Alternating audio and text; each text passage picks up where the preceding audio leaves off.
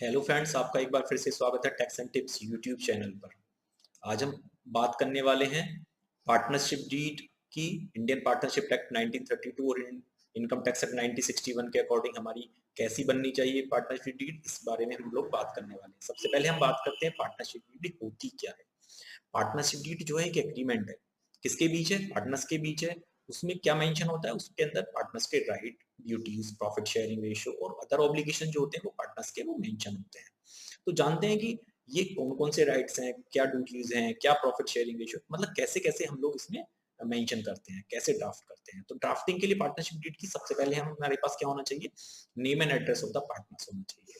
अब हमारे पास अब हमें ये भी जानना जरूरी है कि मैक्सिमम पार्टनरशिप डीड के अंदर कितने पार्टनर ऐड हो सकते हैं। तो दोस्तों 20 पार्टनर, 20 पार्टनर्स मैक्सिमम हम लोग ऐड कर सकते हैं। 21 नहीं कर सकते, मैक्सिमम 20 हम लोग ऐड कर सकते हैं। तो इसकी एक लिमिटेशन है पार्टनरशिप फर्म की कि हम लोग मैक्सिमम 20 पार्टनर्स को ऐड कर सकते हैं।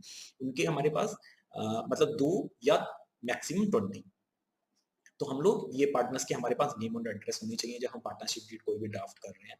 हम फर्म का क्या नाम रखने वाले हैं? दोस्तों हमारे पास फर्म का नाम, हमें कुछ यूनिक नेम रखना चाहिए। हमें ये ध्यान रखना चाहिए कि कोई भी ऐसी सिमिलर ट्रेड में हमारे पास ऐसी कोई फर्म अवेलेबल ना हो जो हम जानते हो जिसका नाम हमारे से सिमिलर हो।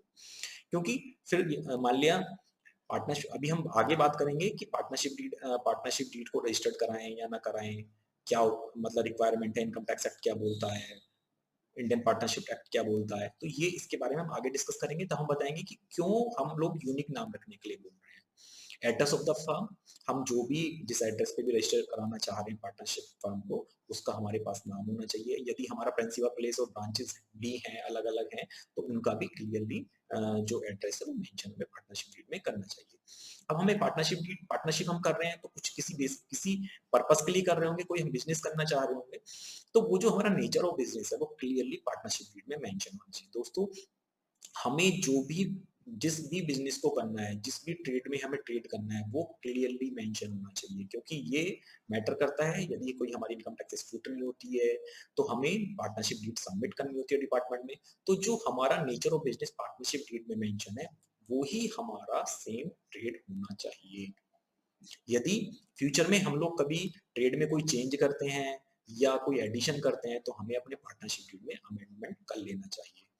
पार्टनरशिप डीड में date of starting of business हमें मेंशन करना होता है कि किस डेट से हम लोग अपना बिजनेस स्टार्ट करने वाले हैं, वो भी हमें मेंशन करना चाहिए। इसके बाद जब जब हम कोई भी आपस में जब कोई पार्टनरशिप करते हैं, मान लो 2 पार्टनर हैं या 2 से ज़्यादा पार्टनर हैं, पार्टनरशिप कर रहे हैं, तो ये भी तो डिसाइड करेंगे वो कि हम लोग कितना-कितना कैपिटल लगाएँगे। तो वो कैपिटल कितनी-कितनी इंट्रोड्यूस करने वाले हैं फर्म के अंदर, वो भी पार्टनरशिप में मेंशन होनी चाहिए। उसके बाद हमने किस काम के लिए पार्टनरशिप की है? एक प्रॉफिट अर्निंग के लिए करते हैं हर कोई पार्टनरशिप, तो प्रॉफिट या लॉस शेयरिंग रेशियो क्या होने वाला है, ये भी हम लोग क्लियरली मेंशन करेंगे पार्टनरशिप डीड में। इसके बाद मान लिया किसी पार्टनर ने ज़्यादा कैपिटल लगाई है, किसी ने कम लगाई है, तो उसका उसको बेनिफिट मिलना चाहिए ना जिसने ज़्यादा लगाई है। तो हम इंटरेस्ट ऑन कैपिटल की बात करते हैं। तो जितनी कैपिटल जिसने ज़्यादा लगाई है उसको उतना इंटरेस्ट ज़्यादा मिलेगा, जिसने कम लगाई है उसको कम मिलेगा। तो ये भी कितना हम इंटरेस्ट देने वाले हैं, 12%, 8%, 9%, 10%, ये क्लियरली हमें मेंशन करना होगा।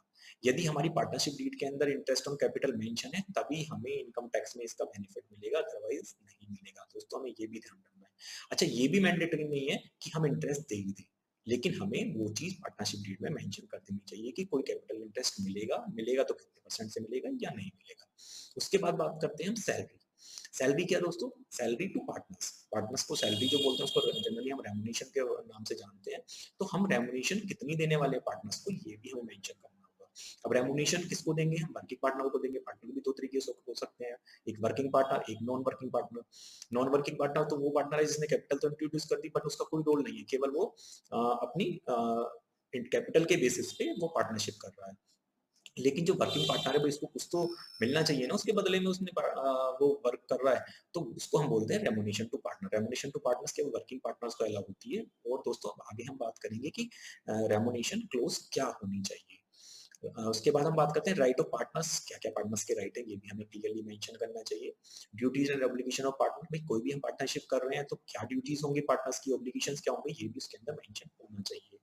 अब हमने पार्टनरशिप तो कर ली, लेकिन फ्यूचर में कोई रिटायरमेंट ले सकता है, किसी की कोई डेथ किसी पार्टनर की हो जाए तो क्या होगा, डिसोल्यूशन ऑफ फर्म, फर्म को डिसॉल्व करनी चाह रहे हैं तो कैसे उसको डिसॉल्व करेंगे, ये भी क्लियरली हमें पार्टनरशिप में पहले से ही मेंशन कर देना चाहिए, सो दैट फ्यूचर में कोई भी क्वेश्चन अराइज ना हो। पार्टनरशिप ड्यूरेशन, पार्टनरशिप ड्यूरेशन का क्या मीनिंग है? पार्टनरशिप ड्यूरेशन है कि हम 5 साल के पार्टनरशिप कर रहे हैं, 10 साल के लिए कर रहे हैं, कोई स्पेसिफिक हम प्रोजेक्ट के लिए पार्टनरशिप कर रहे हैं, तो हमें क्लियरली मेंशन कर देना चाहिए। मान लिया पार्टनरशिप एट विल हम करनी चाह रहे हैं, तो हमें क्लियरली वो मेंशन कर देना चाहिए। आर्बिट्रेशन क्लोज में भी दोस्तों क्या है कि हम लोग ये मेंशन करते हैं कि यदि फ्यूचर में कोई डिस्प्यूट हो जाता है, कोई भी डिस्प्यूट यदि होता है तो हमारा उसमें क्या आर्बिट्रेटर का रोल होगा, ये लोग हम लोग मेंशन करते हैं कि हम आर्बिट्रेटर को नियुक्त करेंगे या नहीं करेंगे, ये हम लोग मेंशन करते हैं। इसके बाद हम जो अभी बात कर रहे थे कि रेमुनेशन के केस में हमें पार्टनरशिप डीड में क्लियरली मेंशन करना चाहिए। इसके लिए एक इंपॉर्टेंट सर्कुलर है इनकम टैक्स का, सीबीडीटी ने एक सर्कुलर इशू किया था 1996 में, बहुत पुराना सर्कुलर है, सर्कुलर नंबर 739। उसके अंदर मेंशन किया था कि no deduction under section 40B5 will be admissible unless the partnership deed either specify the amount of remuneration payable to each individual working partner or lays down the manner of quantifying such remuneration। इसका क्या meaning हुआ? इसका meaning ये हुआ कि या तो partnership deed में हमारी रेमुनेशन स्पेसिफाई होनी चाहिए या क्वांटिफाई होनी चाहिए। अब स्पेसिफाई का क्या मीनिंग है? स्पेसिफाई का मीनिंग है कि हमने कोई भी फॉर्मूला दिया, मान लिया हमने लिख दिया सेक्शन 40B5 के अकॉर्डिंग हम लोग रेमुनेशन को जो भी कैलकुलेट होगी वो देंगे, वो ठीक है, वहां तक तो ठीक है। तो स्पेसिफिकेशन करने का हमें फॉर्मूला वहां पे मिल गया, या फिर हम मेंशन करते, क्वांटिफाई का क्या मतलब है, या तो हम मेंशन कर दें कि हम 5 लाख रुपए रेमुनेशन देंगे ड्यूरिंग द ईयर, या 10 लाख रुपए रेमुनेशन देंगे, जो कि उसके अंदर फिर मेथड होना चाहिए क्लियरली कि हम रेमुनेशन कैसे बांटेंगे पार्टनर्स के बीच, 50-50 बांटेंगे या कैपिटल के रेशियो में बांटेंगे या प्रॉफिट अर्निंग रेशियो में बांटेंगे, वो हमारा क्लियरली मेंशन होना चाहिए, मतलब आइदर स्पेसिफाई हो या आइदर क्वांटिफाई हो। लेकिन इशू कहाँ आता है? इशू ये आता है कि जनरली आजकल एक क्लोज लिखने का वो चल गया है ट्रेंड कि हम लिख देते हैं कि पार्टनरशिप डीड के अंदर कि जो रेमुनेशन होगी एज पर सेक्शन 40B5 के अकॉर्डिंग होगी, और उसके अंदर जो सेक्शन B5 के अंदर जो लिमिट्स दी गई हैं, वो जो दिया गया है वो हम लोग मेंशन कर देते हैं। उसके बाद क्या होता है, अब बाद में क्या होता है, जनरली हम लोग एक रेमुनेशन, उसके अंदर रेमुनेशन यदि हमने 40B5 के अकॉर्डिंग लिखी है और 40B5 के अकॉर्डिंग हम लोग उसको रेमुनेशन को पे कर रहे हैं पार्टनर्स को, तो आप ये देखेंगे कि हर बार ये पार्टनर ये रेमुनेशन चेंज हो जाएगी, हर बार चेंज हो जाएगी। तो उसके लिए हम क्या लिख देते हैं, जनरल क्लोज हम डाल देते हैं, remuneration can be vary year to year as per mutual understanding of partner. अब डिपार्टमेंट का ऑब्जेक्शन ये होता है कि जब ये म्यूचुअल अंडरस्टैंडिंग पार्टनर की पार्टनर्स की म्यूचुअल अंडरस्टैंडिंग के अकॉर्डिंग ये वेरी कर जाएगी रेमुनेशन, तो ना तो ये स्पेसिफाई हुई ना क्वांटिफाई हुई। तो दोस्तों ये हमें ध्यान रखना है कि या तो हम इसको क्वांटिफाई कर दें या हम ये क्लोज ना डालें, हम उसमें क्लियरली मेंशन करें कि जो रेमुनेशन हमारी होगी वो एज पर सेक्शन B5 होगी, neither it will be higher nor it will be lesser. तो उससे क्या होगा, हमारी स्पेसिफाई हो जाएगी वो रेमुनेशन। तो दोस्तों ये हमें मेंशन करना है। अब बात करते हैं दोस्तों कि हमारा जो पार्टनरशिप डीड है, पार्टनरशिप डीड को हमें रजिस्टर्ड करानी चाहिए, नहीं करानी चाहिए।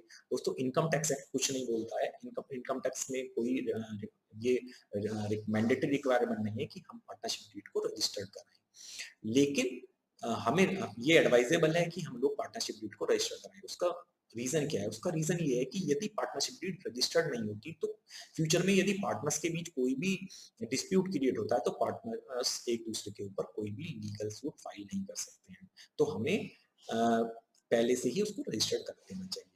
सेकंड इशू क्या है कि यदि किसी डेटर में क्रेडिटर से कोई हमारा डिस्प्यूट हो जाए तो हम लोग उस पर लीगल केस फाइल नहीं कर सकते हैं यदि हमारी पार्टनरशिप डीड रजिस्टर्ड नहीं है। तो दोस्तों इनकम टैक्स वैसे तो मैंडेटरी नहीं है, लेकिन फिर भी एडवाइजेबल ये है कि हमें अपनी पार्टनरशिप डीड को रजिस्टर्ड करा लेना चाहिए।